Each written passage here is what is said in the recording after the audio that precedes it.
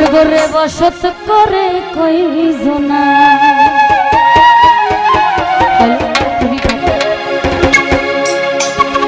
আমরা আছি নাকি আছি তো যাই হোক যেমনই হোক আমরা কিন্তু মজা করব ঠিক আছে একটু একটু মজা করব কারণ এখানে অধিকাংশ দেখতে পাচ্ছি আমার ছোট ভাইদের মতো